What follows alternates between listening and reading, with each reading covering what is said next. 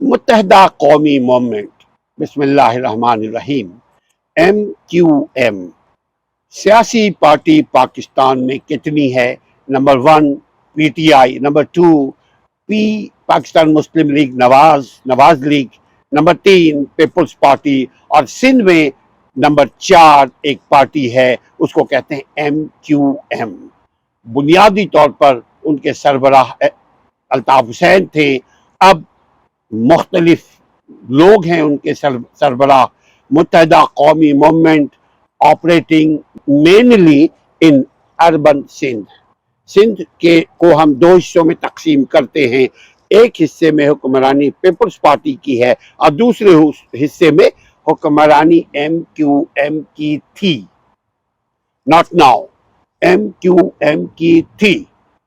تو MQM initially represented the Muhajir community and advocated for their fundamental rights, their civil rights, their basic rights, their natural rights.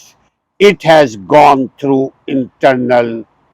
internal divisions, divide and rule now going on with them, and transformations over the years and years.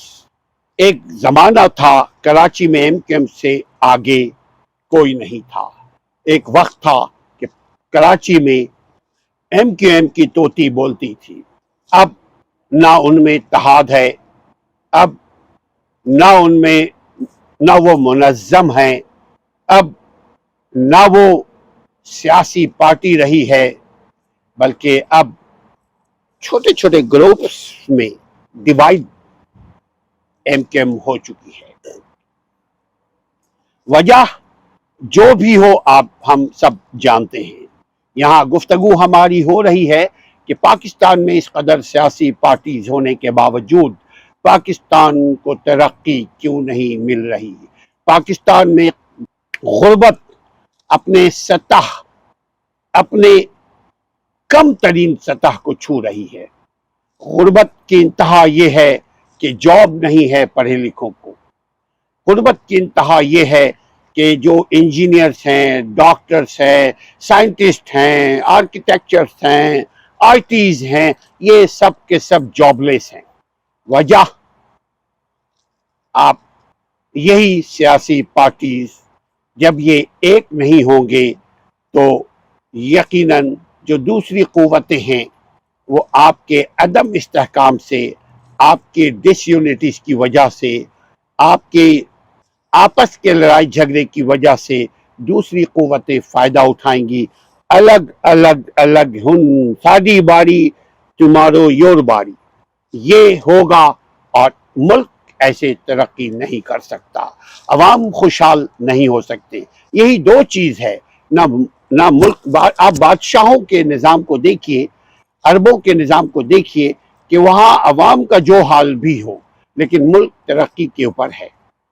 یا بادشاہی نظام declare کر دے تاکہ ملک ترقی کرے، یا ایسا نظام لے کر آئے جیسے برٹش میں ہے، ایسا نظام لے کر آئے جیسے دبئی میں ہے، ایسا نظام لے کر آئے جیسے امریکہ میں ہے، جیسے کینیڈا میں ہے، مغربی یورپ میں ہے، تب ہی جا کر کے آپ ترقی کر پائیں گے۔ اور میں یہ سمجھتا ہوں اگر انصاف اور قانون سب کے لیے ایک ہو،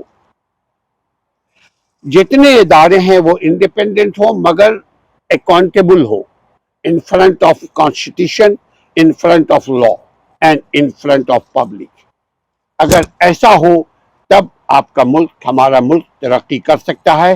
اپنے ملک کی آزادی کا خیال رکھیے، اپنے ملک کی ترقی کا خیال رکھیے، کیونکہ اگر آپ آزاد رہیں گے تو آپ کی عزت ہوگی، اگر آپ کا ملک ترقی کرے گا تب آپ آزاد رہیں گے۔ آپ IMF کی غلامی سے بھی آزادی چاہیے تو محنت کریں اور اچھے لوگوں کو اپنا سربراہ بنانے کی کوشش کریں۔